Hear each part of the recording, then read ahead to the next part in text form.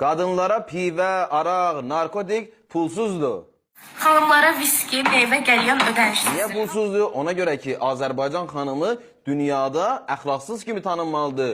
Ona görə ki, əgər cəmiyyətin xanımları pozğun olarsa, artıq şəhid yetişməz. Artıq cəmiyyətdə gözəl, savadlı, ali təhsilli, əxlaqlı, ədəbli övlad yetişməz. Ona görə ki, kişiləri idarə etmək rahat olacaq. Ona görə ki, qan içən uşaq qatillərinin hədəflərinə uyğundur. Onlar bunu istəyir. Qadın azadlığı adı altında cəmiyyətdə fəsad yayaq, cəmiyyətin beynini işğal edək, mediaya sərmayə bulaqay, pul buraxay, cəmiyyətin beynini işğal etməkdən əlavə, cəmiyyətin xanımlarını da yoldan çıxardaq. Bunun qarşısını almaq heç gərək bir şərait də yaradaq ki, cəmiyyətin xanımları pis yola düşsün. Əgər bir xalq öz dini, mənəvi dəyərlərinə üstünlük vermirsə, onu qoruyub saxlamırsa, heç vaxtı milli kimliyini qoruyub saxlaya bilməz. O cümlədən də bir xalq ki, müsəlman ola bu şəraiti yaradırsınız. O yerlər bağlanmalıdır, etiraz olunmalıdır, tənqid olunmalıdır. 5 dənə, 10 dənə yaxşı oğlan ki, söhbədə gedir, söhbət əldə edir, geçsin bunun müdiriyyəti ilə danışsın.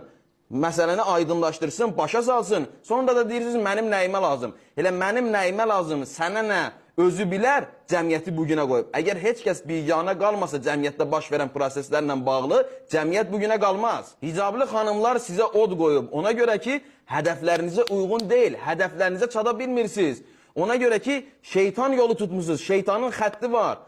Ona çatmaq üçün fəsad yayılmalıdır, günah yayılmalıdır, cəmiyyətin qadınları əxlaqsız olmalıdır. Bunun üçün şərait yaratmalıyıq və hicablı xanımların qarşısını almalıyıq. Onların şəxsiyyətini terror etməliyik, onları cəmiyyətdə nüfuzdan salmalıyıq. Siz buna xidmət edirsiniz. Sonra da tolerantlıqdan dəm vurursunuz.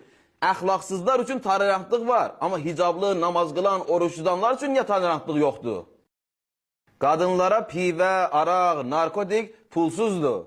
Xanımlara viski, meyvə, qəlyan ödənişsiz. Niyə pulsuzdur? Ona görə ki, Azərbaycan xanımı dünyada əxlaqsız kimi tanınmalıdır. Ona görə ki, əgər cəmiyyətin xanımları pozğun olarsa, artıq şəhid yetişməz. Artıq cəmiyyətdə gözəl, savadlı, ali təhsilli, əxlaqlı, ədəbli övlad yetişməz. Ona görə ki, kişiləri idarə etmək rahat olacaq. Ona görə ki, qan içən uşaq qatillərinin hədəflərinə uyğundur. Onlar bunu istəyir. Qadın azadlığı adı altında cəmiyyətdə fəsad yayaq, cəmiyyətin beynini işğal edək, mediaya sərmayə bulaqay, pul buraxay, cəmiyyətin beynini işğal etməkdən əlavə, cəmiyyətin xanımlarını da yoldan çıxardaq.